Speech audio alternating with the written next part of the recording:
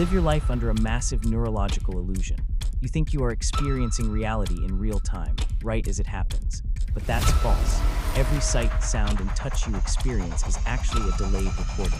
Your brain is running on a hardwired biological lag time, and nowhere is this lag more dangerous than at the absolute limits of human performance. Take a major league fastball thrown at 105 miles per hour. From the moment the ball leaves the pitcher's hand, it takes exactly 380 milliseconds to cross home plate. Here is the problem. Human physics and neurology dictate that it takes your brain at least 200 milliseconds just to register that an object is moving toward you. By the time you add the physical time it takes to swing a 32-ounce wooden bat, the math becomes terrifying. It is biologically impossible to purely react to an elite fastball. You are swinging at a ball your brain hasn't technically processed yet. Welcome to the hard ceiling of human reflexes. To understand where this bottleneck comes from, we have to trace a signal through the human nervous system's assembly line. Let's say you're a gamer, and an enemy player suddenly appears on your monitor. The clock starts at 0. First, the photons from the screen hit your eyes. Your retina requires roughly 30 to 40 milliseconds just to convert that light into an electrical signal. Next, that signal has to travel down the optic nerve to the back of your brain, the visual cortex, costing another 20 milliseconds of transit time. Now the signal is inside the engine room, and this is where the real delay happens. Your brain takes about 100 milliseconds to actually process what the image is, realize it's a threat, and decide which finger needs to press the mouse button. Finally, the command shoots down your spinal cord to the muscles in your hand, taking a final 70 milliseconds for the physical muscle fibers to contract. Total time elapsed, roughly 220 to 250 milliseconds. For the average human, a quarter of a second disappears just navigating our own internal biology. But not all senses are created equal. Interestingly, our biological lag changes depending on how we perceive the world. The human ceiling for auditory reaction time, reacting to a sound, is significantly faster than reacting to a visual sight.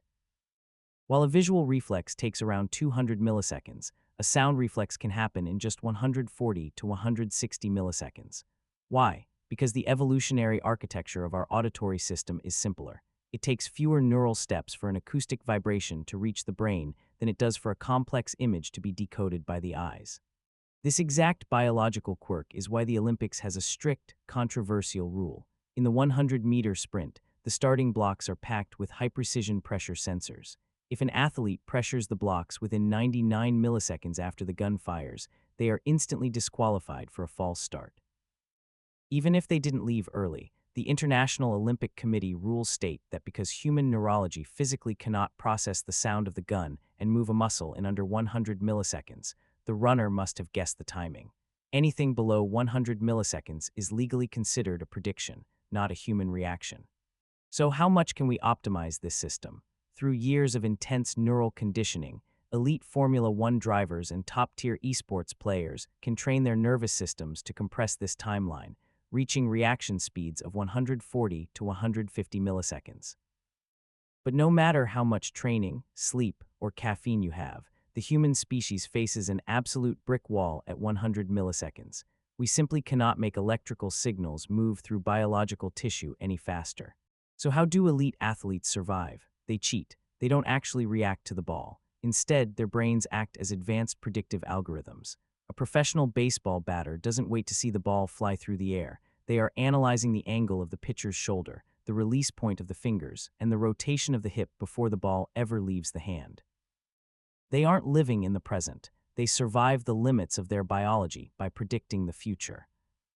Our reflexes keep us safe, but they also remind us that we are ultimately prisoners to our own anatomy. We navigate a world that is always a fraction of a second ahead of our ability to perceive it.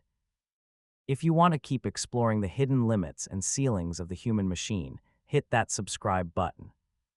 We'll see you at the next threshold.